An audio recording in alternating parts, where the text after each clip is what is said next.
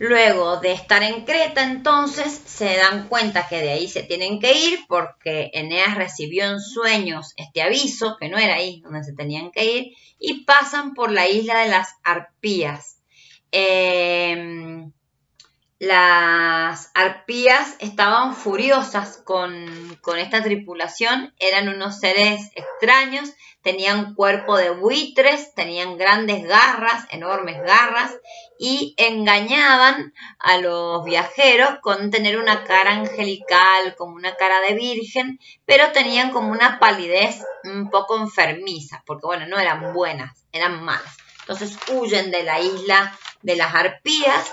Luego caen en otra tierra que se llama Espiro. Ahí en la tierra de Espiro se encuentran con Andrómaca. Andrómaca había sido la esposa de Héctor, que ya se los nombré, un guerrero troyano, que Héctor también en sueños, o sea, el fantasma de Héctor, que ya se los conté, y ustedes lo han leído también, se había comunicado con Eneas para decirle que también le repitió lo mismo que Venus, que tenía que llegar a otra ciudad que estaba en Italia y que tenían que fundar ahí Eneas otra tierra. Bueno, se encuentran con esa mujer con la que había sido esposa de Héctor. Luego pasan cerca de la isla de los Cíclopes. ¿Se acuerdan el año pasado cuando ustedes leyeron la Odisea?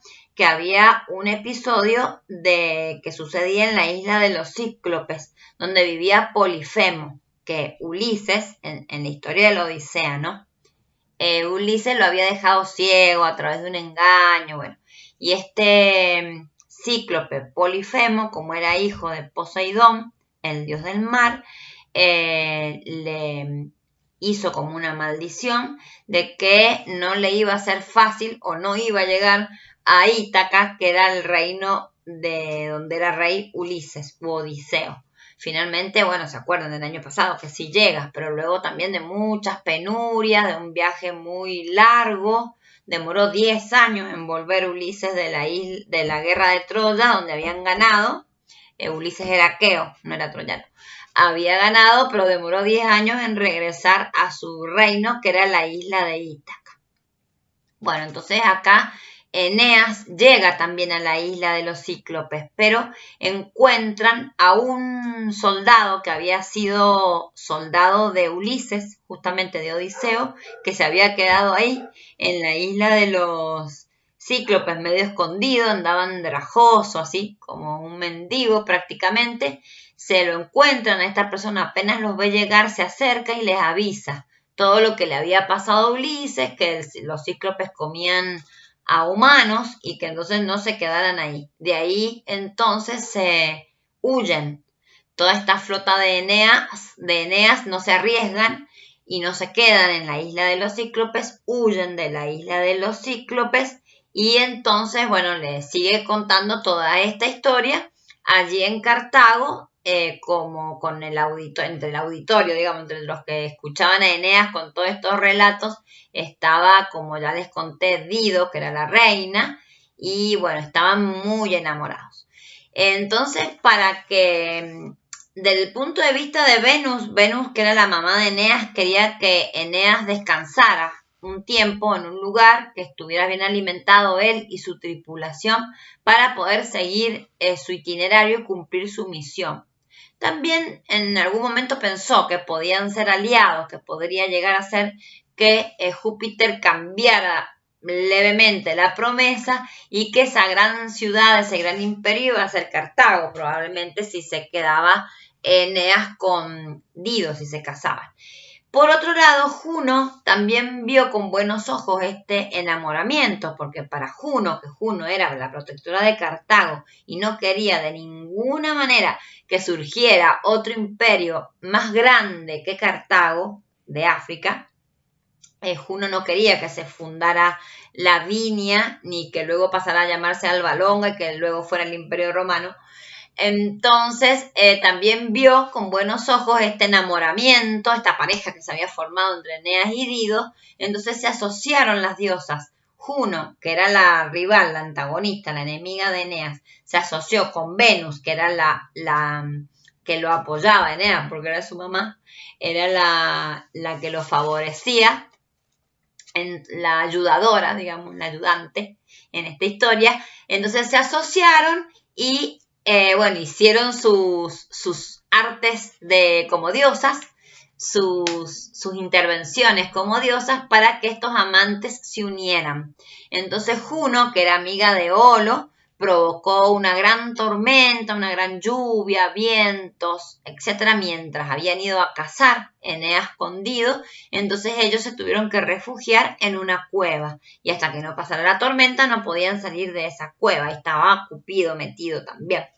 Entonces tuvieron Dido y Eneas un momento, una noche muy romántica. Entonces, bueno, las diosas favorecieron, ambas dos diosas favorecieron ese momento.